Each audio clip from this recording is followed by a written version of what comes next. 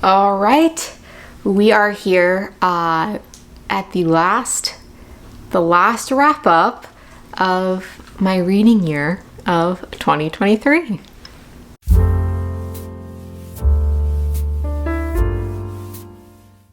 We're at the last month. I can hardly believe it, but we are here at the December wrap up. So here is the plan for this end of year content.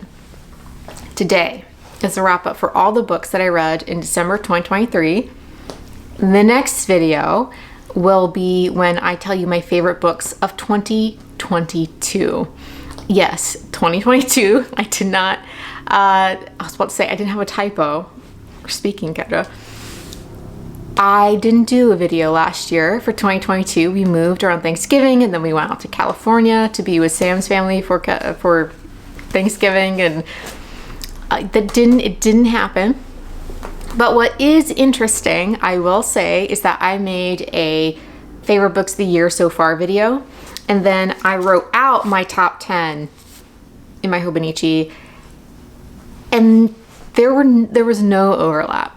So when I went to make the 2022 video, it's a combination. So anyway, that'll be exciting. That is next time. And then after that, we'll do the best books of the year and then my January TBR and different things. Also, a couple housekeeping things. One, you might have noticed I'm doing my short story a day updates. So I'm doing a challenge where I'm reading one short story a day for the whole year. That challenge is on YouTube Shorts and on my TikTok, so you can choose one or the other. I'm kind of figuring out what I like, what I want to do with it. Stay tuned. The second thing is I owe you all some sort of Q&A video, corgi video. I cannot remember. Back a while ago when I hit 5K, I meant to do like a celebratory video. This was several years ago now. Never got around to it. So you have a couple options. One, we can do just a straightforward Q&A. We can do a video about the corgis. I never actually told you Gwen's adoption story or the process of finding her and all of that. Never really introduced her in any sort of big way, and she is a big part of the family, but most of you don't know her because like right now she sleeps during videos while Dylan prefers to be the center of attention. She is a Cancer, he is a Leo. Enough said. The other thing is we could do a combination of things. I also have this like lit chat thing from Book Riot. I'm a contributing editor at Book Riot, but they created this product. I was like, I want one. So I bought one, or someone bought it for me. I cannot remember. And it has these cute little questions. So we can do one of those three. We can do a combination of all of them. So if you have questions, thoughts, ideas on that kind of fun video, let me know. I feel like 2023, the end of it, the last quarter of the year, was sort of like a soft launch for the channel so I can figure out what I like, what I enjoy about the channel and what I want to do. So yeah, okay. We are here to talk about books that I read in December. I read, oh man, I know I should have counted before I started filming, but 5, 6, 7, 8, 9, 10, 11, 12, 13, 14, 15. I read 15 books in the month of December. It's one of my biggest months, and that's primarily because of the Free Decline series, which I guess we should just start there. Let's start with the books that I don't have physical copies of.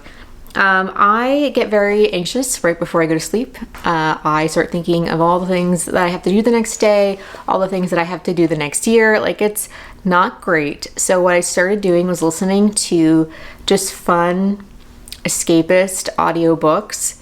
And I was looking for a mystery or thriller because I do co-host the Read or Dead podcast. So it'd be nice if I could like double up on some of these. And so I remember Jen Campbell's excellent video about all of Nicci French's books, and she recommended starting with the Free Decline series. So I started. It's performed by Beth Chalmers, who is wonderful. And this is about Free Decline, who's a therapist. I think it's around 2012 when these books start. And she notices there's this news story about this young boy who goes missing, and she happens to have a patient who is saying he has strong urges to have a child that looks exactly like that, and it's kind of weird. So that really starts the whole process. The thing I love about Nicci French is that the team, husband and wife team of Nicci French, They are such great writers as far as structure and as far as each book is so different. I'm on the 8th book now. I read almost all of them in like 2 weeks, so you know, it got me through the holidays. I love it. I love the books. They're so different. Each one starts differently. There's this one book you're like 30% in before you even see Frida, or get in her head, I should say, as a viewpoint character. So I love them. They're all so different, and each one is so carefully told in such a unique way, but it still has that familiarity that you want when reading a genre book. You want that familiarity of the genre, those comforting qualities. So would recommend. I read A Blue Monday, Tuesday's Gone, Waiting for Wednesday, and Thursday's Children. Read the first 4. It was one of the last books I finished on New Year's Eve. And then already in January, I've read the first 3, and I'm on the 4th one. So we're making our way through it. So speaking of fun escapist books, I also listened to He Who Fights with Monsters by Shirtaloon, aka Travis Deverell. This is performed on audio by Heath Miller. Heath Miller is one of my favorite Australian narrators ever. I love his performance. So He Who Fights with Monsters is this actual serial lit RRPG. So like the basic thing is that Jason, who is a biracial Japanese Australian guy, falls into this different world, and it's like an RPG, like World of Warcraft essentially. And it is amazing. I'm going to start re-listening to the whole series once it's announced when volume 11 is coming out. But I have listened to Heath Miller's voice for so long now, I feel like I know him. Like when you hear the voice of a friend and you turn your head because you're like, oh, I recognize you, friend. I don't know this man. I've never met him. We've interacted on TikTok. That is the extent. But I feel just this wonderful, comforting familiarity with his performances. There are a lot of narrators that I feel that with, but I absolutely love the series. It is not a novel series. I think people, when I see criticisms of this book, one, the philosophical tangents are not people's favorite, which fair, but people forget that this is a serial publication. This is not a series of novels. It's not going to feel like a novel. But would I recommend the later books? They're not as good, no. But would I recommend trying out the series? Sure, it could be a lot of fun. It's very different. All the audiobooks are ridiculously long. Yeah, go try it out if you like. I love them. All right, so we have that, and the rest are all in person. So in person, I have physical copies of them. In no particular order, whatever I pull off the stack. All right, so first up is Monsters by Claire Dederer. I bought this book and I annotated it. I don't know if it was out of frustration or a little bit of, anger is a strong word, but because I was irritated with some of her ideas, perhaps, or conclusions would be better. So this is a fan's dilemma. This is about, this really starts with her love of Roman Polanski, and she starts out with like talking about this man who sexually assaulted an underage girl and how he's a terrible person, but she still loves his movies. And she talks about being a film critic, like loving Woody Allen's movies. He's also like not great, mild understatement of the year. So can we still love the art but hate the artist? Like, that's the question she's looking at. She feels deeply that because people have a personal connection and an emotional personal reaction to art, that is valuable enough that you can still consume that art while acknowledging that person, that artist, is terrible in certain ways. But one of the things that I take issues with is one, I think, is summarized by, she quotes Hanif Durikib, who basically says that art is political and that your support of art is political. And she says, like, well, actually it's emotional and that's personal. And so it's fine to support the artist. That is a paraphrase and a summary all in once. I don't agree with her. on all of that. She also, I feel like, brushes over different parts of supporting the artist, like whether they're alive, what's happening to their estate. Like, are you doing this as a professional person? She's a film critic. That's her professional job. That's different from like Joe Smith in his house, like pulling out an old DVD off the shelf and watching something. Like, these are different. There are different aspects that need to be considered that I feel she glossed over. And this was a very weird personal approach to things. And she also has these asides like, oh, but you probably think I'm saying this because I am a upper middle class white woman and maybe you've already like devalued my opinion. And I'm like, what is happening? I didn't like this book. It's probably one of my least favorite books of the year. I think though it is starting a lot of much needed discussion. That is the positive that I will pull out of this. And yes, if you are very into this conversation, I did oversimplify, summarize, and paraphrase. I have made my decision on this. Everyone needs to make their own decision part of this discussion, but I will say I'm going to be reading Hanif Abdurraqib in 2024. I own at least 2 of his books, if not more. So I think he has another one coming out. Anyway, I digress. Go read him instead if you would like to skip this book. One of the last books I read of the year is Divine Might by Natalie Haynes. This is nonfiction. She's known for a lot of her mythology retellings. This particular nonfiction book looks at different goddesses and how our perception of these goddesses' stories has been like filtered through a sexist, misogynistic lens. And so she's trying to like reel that back a bit and ask us to relook at these stories that we think we are so familiar with. And I really appreciate this book. It reminds me of Emily Wilson's introductions to like the Odyssey in particular, for translation of the Odyssey, and how she uses the term slave women and how she is very pointed in saying that by these past translators, mostly men, almost all men, translating this word as like servant girls or just women and not putting the fact that they were enslaved women is telling. And it's a very vital point, and it makes the act of them being massacred a very different act. So I really appreciated Natalie Haynes' take on this. Again, this is not short stories. I thought this was short stories when I first heard about it, but no, apparently it was nonfiction, and I was delightfully surprised and still very much enjoyed it. She performs the audiobook. I enjoyed the audiobook. She's a great reader, and she's really funny. You know, I enjoy that. Another one of my last books of the year. I read 3 books in one day on New Year's Eve because we all got colds, but I digress. Against Techno-Ableism, Rethinking Who Needs Improvement by Ashley Hsu. I wrote about this for the Best Disability Books of the Year post that I did for Book Riot, but I had read chunks of this when I got an arc of it, but I hadn't listened through it. And what I have kind of decided for myself is if I can't really read and comprehend as well if I read something in text over a course of a long period of time. So I usually wait to mark it as read until I've listened to it. In case, I don't know why, in case you're wondering, but this book is about the author's experience being a, neurodivergent cancer survivor. She's an amputee, she's hard of hearing, she's also chronically ill. So she is part of a lot of different disability communities.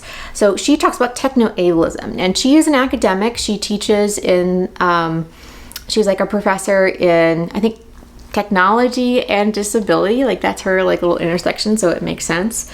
So she says, I came up with the term techno-ableism to describe a pattern disabled people see over and over, and the pattern observed by many others too. Techno-ableism is a particular type of ableism, one that is highly visible in the media and entertainment and is omnipresent in the ways most people casually talk about technologies aimed at disability. Technologies for disability can never be just tools that are useful sometimes. And the idea is that these technologies fix disabled people. And that's really the idea. She takes that idea and she applies them to different essays. She says these essays can be read on their own in no particular order. She covers neurodivergence, which is I think probably my favorite chapter and the one I'll be recommending the most. She talks about being an amputee and prosthetics and all sorts of different things in this essay collection. So I would definitely recommend this. This is definitely one I'm going to more recommend to non-disabled people as like a disabled people primer, because it covers a lot of different topics that I think a lot of people have already made a lot of assumptions about, whether you're disabled, new disabled, or maybe you're just not part. Like, I am not an amputee. I'm not familiar with all the different concepts around prosthetics. So that was very interesting. But I am neurodivergent, so that is a little of a different process. So I really appreciated being able to read and review that. I reviewed that for AudioFile magazine. In fact, most of these different ones I've reviewed for them. So stuff will be linked in the description box. So let's do the other two AudioFile reviews. So I reviewed 2 other books for AudioFile magazine, and I've already talked about them. So I will link those episodes down in the description box. But this is The Bee Sting by Paul Murray. This is an Irish novel set around 2008 after the financial crisis hit Ireland, and this is about Dickie. Is it Imelda? Yes, I always want to say Ismail. That's not right. Dickie is a car salesman. His dad is kind of retired and left him the business, and Dickie's kind of running this business into the ground. You have Imelda, who seems like is very spoiled, a very materialistic wife. You have Cassie, who's a very ungrateful, moody teenager who's about to graduate the equivalent of high school. And then you have PJ, who I think is around 12, who's very into video games, but is afraid that his parents are going to send him off to boarding school or something. So this is a very interesting family novel. It was shortlisted for the Booker Prize. Everyone's talking about it. So this is a family saga, of course. One of the things I love about this book is the structure. We have the different family members' perspectives in these large chunks. And then we go to the fifth section, which we rotate per chapter. And then in the 6th section, we rotate per paragraph. And so we switch back and forth between the family members faster and faster throughout the book. On audio, this is amazing. The different narrators rotate, and I feel like it's just so well done as an audiobook. I just really enjoyed it. All the narrators are fantastic. Again, all of that will be linked in the description box, so you can go check out that. But this book had a lot of twists and turns. Each voice is so different. That ending that everyone's talking about, I just feel like that was so clever. The only, this is nitpicky, possibly, but at the very end, we get the perspectives of some additional characters for the first time in that fastest part of the switch, right? So every paragraph almost, or it's like every page is a different perspective.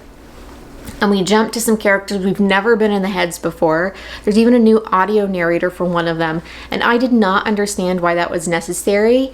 I understand why he was doing it, to communicate certain information to the reader so we got a fuller picture of what was going on, but I feel like you could have done it a different way, and it really pulled me out of this very intense section of the novel, and I was really frustrated by it in the moment. I really couldn't articulate why, but that is why. Because that wasn't really necessary. But I really loved the dynamics of this family. I loved all the secrets that they're keeping. The bee sting comes from this moment when Dickie and Imelda are first married, where she is stung by a bee. And so the story is she's stung by a bee, and she has the veil over her face for the entire wedding. So they have no wedding photos because she is trying to cover up this bee sting on her face on her wedding day. These characters are so well fleshed out. There's just so much. This book is a bit messy, a bit sprawling, but in a delightful way, and I really enjoyed it. I'm not reading all of the Booker stuff, but my favorite book from the long list that I've read so far, and again, I've only read 4 or 5, so it's probably not saying much, but I Love All the Little Bird Hearts by Victoria Lloyd Barlow. This book, I sobbed because of this book. This is such a beautiful portrait of an autistic single mother in the late 80s, early 90s, something like that. And she's raising her teenage daughter who's about to graduate from high school, essentially. And her ex-husband's family are very excited that her daughter Sunday, our main character's daughter, is not like her. One of the things that I think is very interesting about this book is that to me it is clear that Sunday is very aware of what people think of her and very aware of the way that she's different, even though she can't articulate it. For whatever reason, everyone else seems to think that she's slow, that she doesn't understand what's going on, that she doesn't understand the disdain that her husband's family has for her. She just expresses it differently. The way that the audiobook narrator, and I'll put the name on the screen, she, from what I can tell, is not autistic, but what she does is she has a very subtle performance of this audiobook because at first it seems very stiff, but then you understand that this is an autistic character as you get into the book. And the way that she subtly performs the very strong emotions that Sunday is feeling, but in a very subtle way, is just so well done. And I think that that's such an important point, is that Sunday is having all of the feelings, but she just expresses them differently. And so people treat her as if she is simple, which I don't like that term. It is a harmful way of looking at someone, but that is the point. These people that she loves the most in the world think so little of her. They think that she is so simple and almost like that she's intentionally behaving this way. There's so much ableism that is so difficult to articulate that's in this book. I mean, I'm almost gonna cry just describing it. So I just love this book. There's just, it is something that I feel like more people need to read.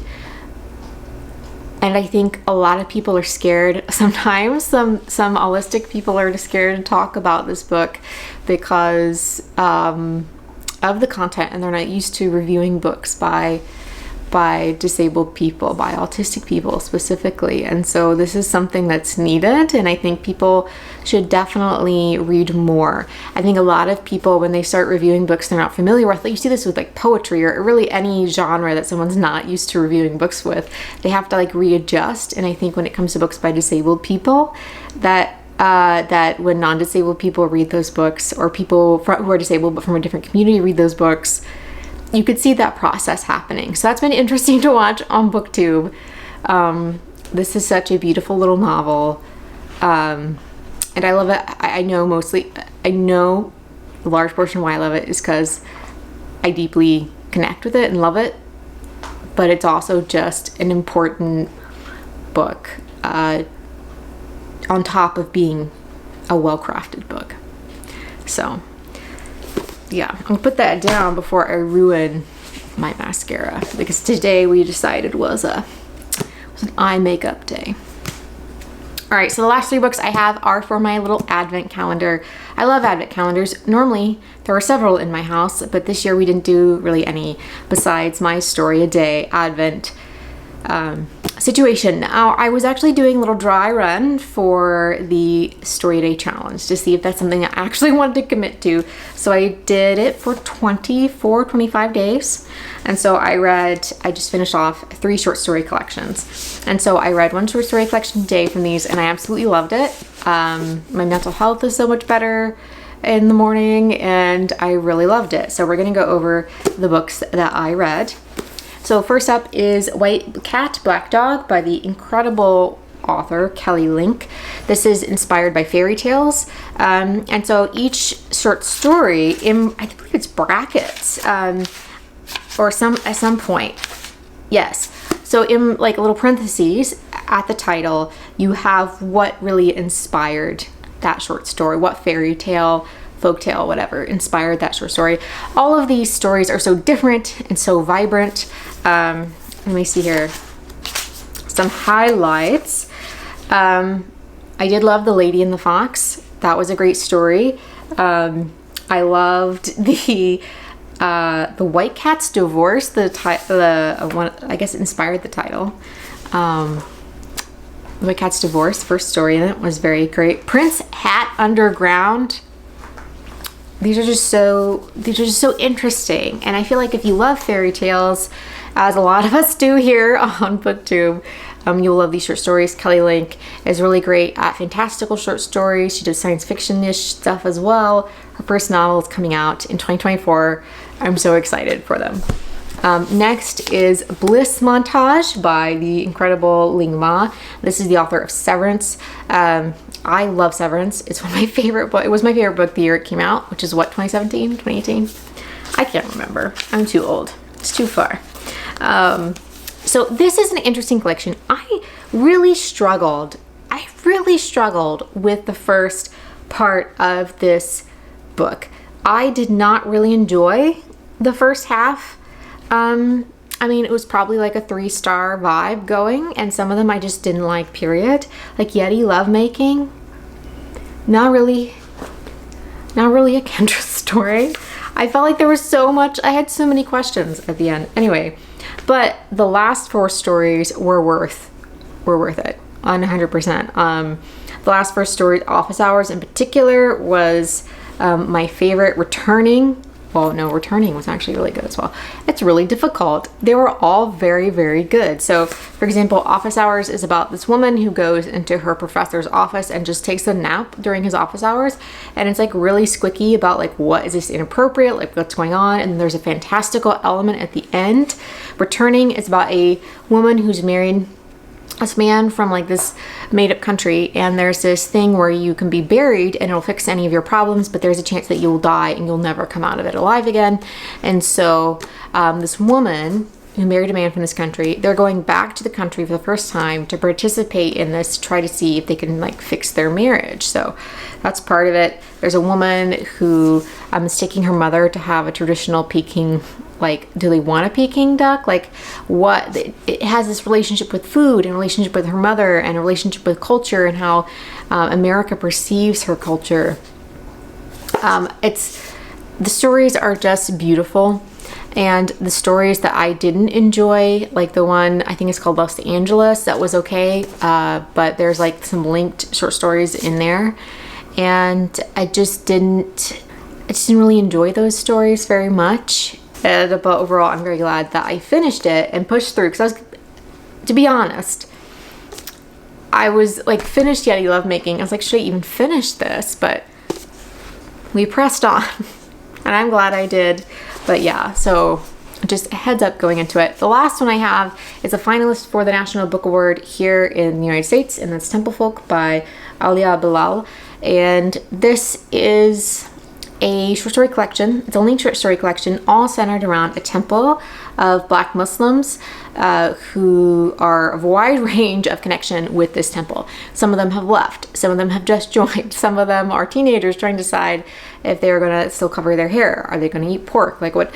All these questions going around. There's this one who she is a young woman, and she sees her dad pick up this woman in this niqab, and she is like, is my dad having an affair with this very like modest woman I never would have suspected to be having an affair? And what does that look like? There's this one woman who starts online dating, and it kind of starts becoming sort of radicalized. Like, what's happening with that?